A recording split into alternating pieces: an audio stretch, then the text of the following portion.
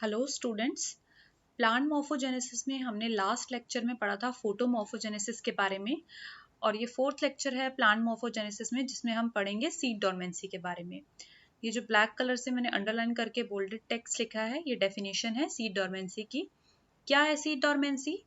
Seed की वो condition जब सीड जर्मिनेट नहीं कर पा रहा, despite of all the available nutrients. जितनी इन्वायरमेंटल कंडीशंस चाहिए होती हैं सीड को जर्मिनेट करने के लिए, वो सारी इन्वायरमेंटल कंडीशंस जो हैं सूटेबल हैं, लेकिन उसके बावजूद भी सीड जो है वो जर्मिनेट नहीं कर पा रहा है, तो उस कंडीशन को बोलते हैं डोरमेंसी। ठीक है, in spite of the availability of all the environmental conditions suitable for germination। environmental conditions जितनी चाहिए सब suitable हैं, फिर भी germinate नहीं कर पा रहा है, तो उसको बोलते हैं dormancy। अब seed क्यों नहीं germinate कर पा रहा होगा? मे बी metabolic activity जो होती है of the seed उस टाइम पे greatly reduced हो, endogenous control मतलब इंटरनल फैक्टर्स की वजह से कंट्रोल हो रही है। अगर उसकी जर्मिनेशन इंटरनल फैक्टर्स की वजह से रुक रही है, तो उस टाइम पे बोलते हैं कि it is in the state of dormancy. उस टाइम पे हम बोलते हैं कि सीड जो है it is in the state of dormancy. एक ऑल्टरनेटिव टर्म है क्विसेंस। ये टर्म क्या है? देखिए, जब इसमें भी सीड जो है वो जर्मिनेट नहीं करेगा। जर्मिनेट नहीं करेगा इसका मतलब है कि ग्रोथ जो है it will be suspended, means रुक जाएगी ग्रोथ, जर्मिनेट नहीं करेगा as soon as it is form. तो जो ये ग्रोथ रुक रही है इसको हम क्विसेंस बोल रहे हैं। कब? जब एक्सोजीनस फैक्टर मतलब इन्वायरमेंटल कंडीशन की वजह से ग्रोथ रुक रही है, यानी कि एक्सटर्नल फैक्टर्स जो है वो सूटेबल नहीं है जर्मिनेशन के लिए। तो आपको डिफरेंस समझ में आ गया होगा सीड डोरमेंसी का और क्विसेंस का। डोरमेंसी जो है वो इंटरनल फैक्टर की वजह से हो रही है, मतलब कि इन्वायरमेंटल कंडीशन सूटेबल है पर फिर भी जो है सीड जर्मिनेट नहीं कर रहा है। लेकिन क्विसेंस जो है वो इन्वायरमेंटल कंडीशंस की वजह से हो रही है, क्योंकि वो अनसूटेबल है, वो एक्सोजिनस फैक्टर यानी कि एक्सटर्नल फैक्टर की वजह से है, यानी कि ग्रोथ जो रुक रही है वो एक्सटर्नल फैक्टर की वजह से। क्वेश्चंस की डेफिनेशन भी यहाँ पर मैंने बोल्डेड टेक्स्ट में लिखी है ब्लैक कलर से, आप देखिए। Condition of the seed, condition of the seed when it is unable to germinate, जब जर्मिनेट नहीं कर पा रहा है। क्यों? बिकॉज जो कंडीशंस जो है जर्मिनेशन की they are not available, external factors जो है एक्सटर्नल कंडीशंस अवेलेबल नहीं है। कौन कौन से रीजन हो सकते हैं डोरमेंसी के? अब देखते हैं। हो सकता है कि जो सीड कोट है वो सीड कोट जो है वो इम्परमिएबल या तो इम्परमिएबल हो या फिर मैकेनिकली रेसिस्टेंट हो सकता है जो मेच्योर इमेच्योर जो एम्ब्रियो है, एम्ब्रियो जो बनेगा वो रूडिमेंट्री हो या फिर फिजियोलॉजिकली इमेच्योर हो सकता है कि जर्मिनेशन इनहिबिटर्स प्रेजेंट हो। डोरमेंसी का कोई भी रीजन हो सकता है कि सीड जो है जर्मिनेट क्यों नहीं कर रहा है। हो सकता है एम्ब्रियो मेच्योर इमेच्योर हो सकता है एम्ब्रियो रूडिमेंट्री हो सकता है कि सीड कोट्स इम्परमिएबल या मैकेनिकली रेसिस्टेंट हो सकता है जर्मिनेशन इनहिबिटर्स प्रेजेंट हो। जर्मिनेशन इनहिबिटर्स मतलब जैसे कि एब्सिसिक एसिड, अगर इसका कॉन्सेंट्रेशन बढ़ गया प्लांट में सीड के अंदर, तो वो क्या हो जाएगा? डॉर्मेंट स्टेट में चला जाएगा। फिनोलिक एसिड्स हो गए ऐसे ही, है ना, क्यूमैरन। क्या क्या रीजन हो सकते हैं देखते हैं कि सीड कोट की वजह से हो सकता है कि सीड कोट इम्परमिएबल हो गैसेस के लिए। इसका एक एग्जांपल है एप्पल के केस में ये डोरमेंसी मिलती है। एप्पल के केस में ये डोरमेंसी मिलती है। हो सकता है कि सीड कोट जो है वाटर के लिए इम्परमिएबल हो, ये ट्राइगोनेला के केस में ये डोरमेंसी मिलती है। हो सकता है कि सीड कोट मैकेनिकली रेसिस्टेंट तो वो जो है कैप्सुला और एमेरेंथस के केस में देखने को मिलती है। हो सकता है कि एम्ब्रियो इमेच्योर हो, जो कि इसका एग्जाम्पल है जिंगो बाइलोबा। हो सकता है कि डोरमेंसी जो है चिलिंग टेम्परेचर रिक्वायरमेंट की वजह से हो, मतलब कोई कोई ऐसे सीड भी होते हैं जिनको रिक्वायरमेंट होती है जर्मिनेट करने के लिए चिलिंग टेम्परेचर की, तो हो सकता है कि वो अवेलेबल ना हो, इस वजह से डोरमेंसी हो गई हो। इसका एग्जाम्पल पॉलीगोनम है। Due to the specific light requirement, देखो कोई कोई से सीड्स ऐसे होते हैं ना, कोई सीड्स ऐसे होते हैं जिनको लाइट चाहिए ही चाहिए होती है जर्मिनेट करने के लिए, they require the light for germination, तो उनको हम बोलते हैं पॉजिटिव फोटोब्लास्टिक, मतलब लाइट चाहिए ही चाहिए। फोटो मीन्स लाइट, है ना, तो पॉजिटिव फोटोब्लास्टिक मतलब उनको लाइट चाहिए ही चाहिए, लाइट प्रेजेंट होगी तभी जर्मिनेट करेंगे। इसका एग्जाम्पल है निकोटियाना टबैकम और लाइथ्रम।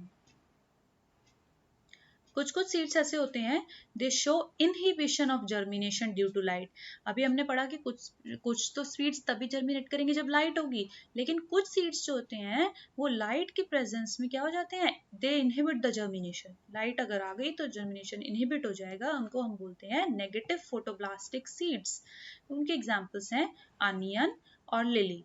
ठीक है। Demand of after ripening period. देखो कुछ सीड्स ऐसे होते हैं ना जिनके पास एम्ब्रियो मैच्योर होता है लेकिन फिर भी they do not germinate immediately. क्यों? क्योंकि ग्रोथ हार्मोन्स नहीं है। हो सकता है ग्रोथ हार्मोन्स प्रॉपर नहीं है वहां पर, तो क्या होता है, दे रिक्वायर, उनको चाहिए होता है एक period of after ripening period, मतलब जिसमें कि वो क्या करते हैं, जर्मिनेट करने के लिए अपनी पावर अटेन करते हैं। उसका एग्जाम इन ये कौन से सीड्स में मिलता है, ओट्स के सीड्स में मिलता है, बार्ले और व्हीट के सीड्स में मिलता है। ठीक है। हो सकता है जर्मिनेशन इनहिबिटर्स प्रेजेंट हो जिसकी वजह से डोरमेंसी आई हो। जर्मिनेशन इनहिबिटर्स मतलब ऐसे केमिकल्स जो कि जर्मिनेशन को रोक रहे हैं, जैसे कि फिनोलिक्स हो गए, tannins, alkaloids, lactones, mustard oil etcetera. ये सब क्या करते हैं, जर्मिनेशन को इनहिबिट कर देते हैं। और ये जर्मिनेशन इनहिबिटर्स की एग्जांपल्स हैं, फेरुलिक एसिड होता है टमाटो पल्प में, अगर टमाटो जो है उसमें फेरुलिक एसिड का कॉन्सेंट्रेशन बढ़ गया है तो फिर क्या हो जाते हैं, सीड्स जो है मतलब जर्मिनेशन नहीं हो पाता है। कौन कौन से मेथड्स हैं जिससे हम डोरमेंसी को ब्रेक कर सकते हैं? डोरमेंसी को आप कैसे ब्रेक कर सकते हैं, या तो आप उसको ब्रेक कर सकते हैं या फिर आप डोरमेंसी का जो टाइम पीरियड है उसको रिड्यूस कर सकते हैं। मतलब जो डोरमेंसी हुई है ज़्यादा टाइम के लिए ना हो, वो ड्यूरेशन को आप रिड्यूस कर सकते हैं ताकि जर्मिनेशन स्टार्ट हो जाए। अब कैसे कर सकते हो, या तो आप मैकेनिकल स्कैरिफिकेशन करो या केमिकल स्कैरिफिकेशन करो। अभी हम डिस्कस करेंगे कि स्कैरिफिकेशन क्या होता है। ठीक है। ये एक प्रोसेस है, एक तो डोरमेंसी को ब्रेक करने का। दूसरा प्रोसेस है आप स्ट्रैटिफिकेशन करो। पहला वाला था स्कैरिफिकेशन, अभी क्या है, स्ट्रैटिफिकेशन। और या फिर आप क्या कर सकते हो कि जो इन्वायरमेंटल कंडीशंस हैं उनको चेंज कर सकते हो। टेम्परेचर चेंज करा, लाइट चेंज किया, प्रेशर चेंज किया, है ना, जैसी रिक्वायरमेंट है सीड की, तो उस तरीके से हम डोरमेंसी को क्या कर सकते हैं, ब्रेक कर सकते हैं। 4 इंपॉर्टेंट मेथड्स हैं जो हम यहाँ पर डिस्कस करेंगे। एक होता है स्कैरिफिकेशन। देखो स्कैरिफिकेशन में क्या होता है ना, इसमें हम क्या कर रहे हैं कि जो सीड कोट है उसको हम सॉफ्ट कर दे रहे हैं, उसको हम वीक कर दे रहे हैं। कैसे करेंगे, दो तरीके से कर सकते हैं, या तो मैकेनिकल स्कैरिफिकेशन करें। देखो स्कैरिफिकेशन मतलब सीड कोट को वीक करना या सॉफ्ट करना। दो प्रोसेस से कर सकते हो। मैकेनिकल स्कैरिफिकेशन जिसमें कि आप मतलब नाइफ से कर सकते हो, है ना, और एक होता है केमिकल स्कैरिफिकेशन जिसमें आप एसिड या अल्कोहल यूज कर सकते हो ताकि जो सीड कोट है थोड़ा सा सॉफ्ट हो जाए, थोड़ा सा वीक हो जाए। स्ट्रैटिफिकेशन क्या होता है, स्ट्रैटिफिकेशन एक आफ्टर राइपनिंग प्रोसेस है जिसमें हम सिर्फ क्या करना है, आपको लो टेम्परेचर यानी कि 0 से लेकर 10 डिग्री सेल्सियस तक जो है टेम्परेचर देना है और ऑक्सीजन साथ में देनी है। तो स्ट्रैटिफिकेशन एक तरीके से लो टेम्परेचर ट्रीटमेंट है। आपने लो टेम्परेचर दिया, आपने साथ में ऑक्सीजन दी, उस प्रोसेस को स्ट्रैटिफिकेशन बोला। ये भी डोमेंसी को ब्रेक करने के लिए यूज किया जाता है। लाइट एक्सपोजर मतलब आपने लाइट प्रोवाइड की, हो सकता है कि सीड जो है पॉजिटिव फोटोब्लास्टिक हो और उन्हें लाइट ना मिल रही हो, इस वजह से डोमेंसी की स्टेट में हो। तो लाइट अगर आप प्रोवाइड कर रहे हैं तो उसके बाद हो सकता है कि सीड जो है जर्मिनेट कर जाएं। उसके अलावा लो टेम्परेचर हो गया, जिब्रेलिन हो गए और O2 ट्रीटमेंट, मतलब आपने ये तीनों साथ में दिया, मतलब लो टेम्परेचर, जिब्रेलिन और ऑक्सीजन, तो इससे क्या हुआ, डोरमेंसी ऑफ द सीड जो है वो ब्रेक की जा सकती है। तो ये जो सीड डोरमेंसी का पूरा कॉन्सेप्ट था कि डोरमेंसी क्या होती है, how it is different from quiescence, और उसके अलावा क्या कॉजेज हैं डोरमेंसी के, क्या रीजंस हैं, किस वजह से होती है, और उस डोरमेंसी को कैसे ब्रेक करते हैं। डोरमेंसी का पूरा कॉन्सेप्ट और पूरे नोट्स आपके लिए इनफ है, आप देख लीजिएगा, नोट कर लीजिएगा। होप कि आपके कॉन्सेप्ट भी आपको क्लियर हो गया हो।